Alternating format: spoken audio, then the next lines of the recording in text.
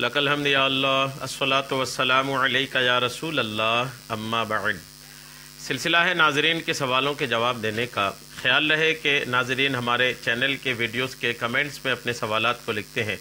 हम उनके सवालों के जवाबात कुरान व हदीस और दिगर किताबों के हवालों से पेश करने की सआदतें हासिल करते हैं। हमारे दिगर नाज़रीन से अर्ज़ है कि आप भी अपने सवालात को कमेंट्स में ज़रूर लिखा करें। इंशाअल्लाह हम आपको भी आपके सवालों का जवाब पेश करने की सआदतें हासिल करेंगे। हमारे नाज़रीन में से एक इन्होंने सवाल किए हैं कि नमाज में अत्तहियात में तशहुद के में अत्तहियात में जब अशहदु अल्ला इलाहा इल्लल्लाह में शहादत की उंगली उठाई जाती है, अगर कोई तशहुद में उंगली उठाना भूल गया, अत्तहियात में जो उंगली उठाई जाती है इशारे की, वो अगर कोई भूल गया तो नमाज होगी कि नहीं, ये इनका सवाल है। मैं इंशाअल्लाह आपको जवाब पेश करता हूँ। आप तवज्जो के साथ इस जवाब को सुनिए कि नमाज में अत्तहियात में कोई उंगली उठाना भूल जाए तो नमाज होगी या नहीं। बहुत अहम सवाल है और लोगों से जुड़ा हुआ सवाल है और ये चूँकि करना ही पड़ता है, लेकिन कभी भूल जाता है इंसान, तो भूल गया तो नमाज होगी कि नहीं। भूल जाए अगर शहादत की उंगली उठाना तो नमाज होगी कि नहीं, इसको जानने के लिए ये ज़रूरी है कि नमाज में ये उंगली उठाना क्या है, इसकी हैसियत क्या है, फ़र्ज़ है, वाजिब है, सुन्नत है। तो ये अगर समझ में आ गया ना तो अल्हम्दुलिल्लाह मसले का हल भी समझ में आ जाएगा। नमाज के अंदर किस चीज़ के छूटने से नमाज होगी, किस चीज़ के छूटने से नमाज नहीं होगी, ये सारा कुछ जानने के लिए, समझने के लिए उस चीज़ की हकीकत और उस चीज़ की नमाज में हैसियत क्या है, ये जान लेना निहायत ज़रूरी है। तो अगर कोई उंगली उठाना भूल जाए शहादत में तहय्यात के अंदर तो नमाज होगी कि नहीं, ये जानने के लिए पहले ये जानना पड़ेगा कि अत्तहियात में उंगली उठाना ये नमाज में क्या है। आइए इसको समझने की कोशिश करते हैं।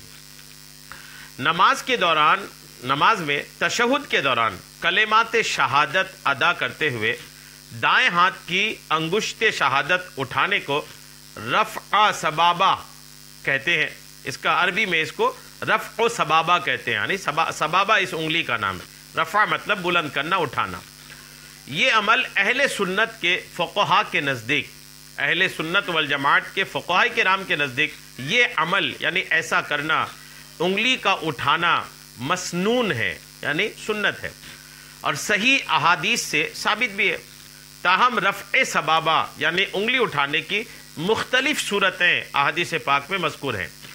उलमाए अहनाफ के नज़दीक, हनफियों के नज़दीक इसकी बेहतर सूरत यह है कि नमाजी अशहदु अल्ला इलाहा इल्लल्लाह की अदायगी करते हुए ला पर दाएं हाथ की शहादत वाली उंगली उठाए और लफ्ज़ इल्ला पर रख दे। ला इलाहा पढ़ते वक्त अंगूठे और बीच की उंगली का हल्का बना करके, यूँ हल्का बनाए। ये जो अंगुश्ते शहादत है और ये हल्का बना, ला इलाहा पढ़ते वक्त अंगूठा और बीच की उंगलियों का हल्का बनाए, यूँ एक हल्का बनाए, यूँ एक हल्का बनाकर और छोटी उंगली उसके पास की उंगली को बंद करके, यूँ ये छोटी उंगली और पास की उंगली को बंद किया और शहादत की उंगली, बीच वाली उंगली और अंगूठे की यूँ हल्का बनाया और हल्का बना करके शहादत की उंगली आसमान की तरफ उठाए, यूँ आसमान की तरफ उठाए और लफ्ज़ इल्लल्लाह पढ़ते वक्त शहादत की उंगली को नीचे रख दे और बार बार ना हिलाए, यानी एक बार अशहदु अल्ला इलाहा इल्लल्लाह में नीचे कर दे। बाज़ औक़ात लोगों को देखा जाता है कि वो उठा लेते हैं और उठा करके यूँ हिलाते रहते हैं, तो ये सही तरीक़ेकार नहीं है।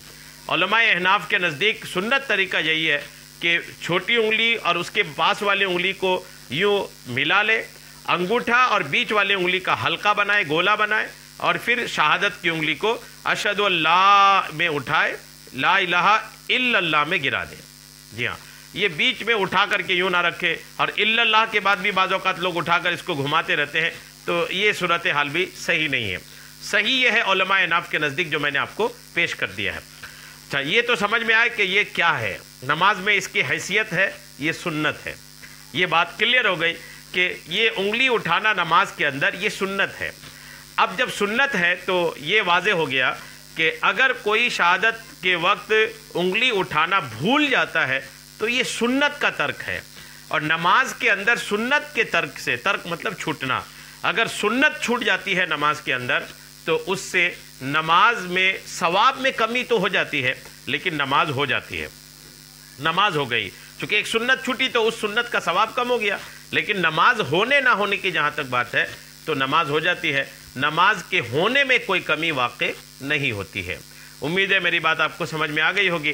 اللہ کریم ہم سب کو شریعت کی باتیں سیکھنے، سمجھنے اور اس پر عمل کرنے کی توفیق عطا فرمائے، آمین، بجاہ النبی الامین صلی اللہ تعالی علیہ وسلم۔